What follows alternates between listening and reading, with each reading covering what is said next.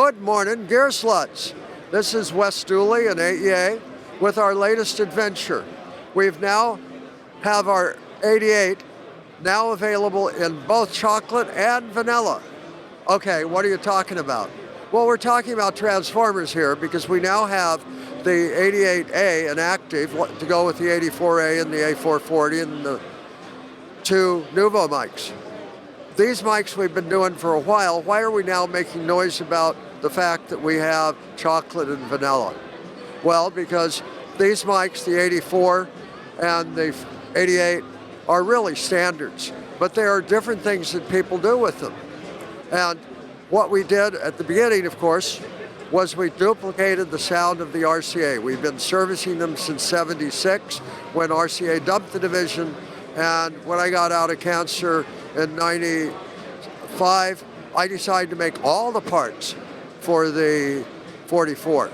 And that included, I wasn't going to try to improve it, I wanted to just nail what it was like, because as Les Paul later told me, the 3644B, that was the first great music mic, and it was like a Stradivarius. As things got better around it, people just kept them because that was that good. That's the vocal mic for a lot of Mary Ford's work. That's the vocal mic for the first 20 years of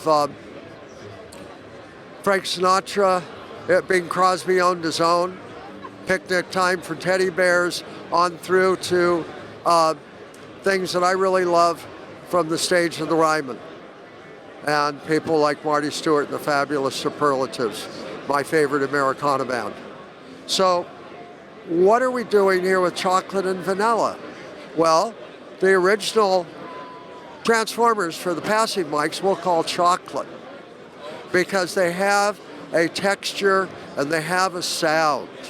And it's really good. I mean, it goes down below 20, it goes out to the 30 kilohertz where the 44 dies. But when we started working with the mics that we were going to push the boundaries a little bit because they weren't RCA mics, even though they used the RCA ribbon geometry and the transformers originally, when we started really pushing the boundaries like the 84A and the A440, we needed more bandwidth because the mics actually go down to 15 hertz, and in the versions like the 88 here, they go out to 45 kilohertz before they become completely dark.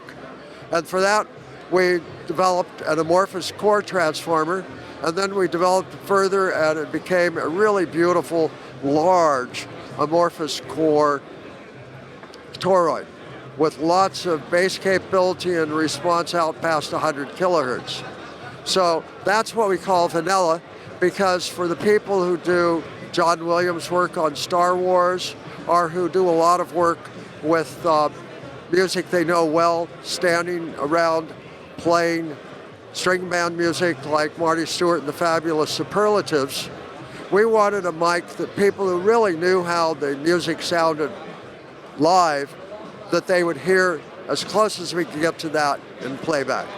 And that's our vanilla transformers. Those are the big ass, large diameter, amorphous core toroid. Sorry about that, I can almost speak. And the thing about it is that you can make them sound a little gritty, as Ciccarelli says about his 88. His 88 is the original, and he likes the original sound of the RCA transformer. He says, well, it's a little bit on the gritty side. I call it chocolate. It has a texture to it. And he said for what he's doing as the main drum mic he's used for the last 15 years, that's wonderful. But for something else like a grand piano at Sunset, well, that's a real complex instrument, and he thought that the A model sounded better. And we've had it to a number of people, and that's what we're getting, is if you really know what stuff sounds like and it's complex, yeah, you probably want to go with the A if that's what you want, the actual sound of being there, as close as can be done. And then maybe you want the traditional sound of our chocolate transformers, the original ones that we developed with Reichenbach at Cinemag, to just match that sound back in the 96, 7, and 8. So that's the story of this. It's got more gain. It's a little bit quieter because the electronics are right in it. as you know, with the passive mics, everything you put in the circuit, the cables, the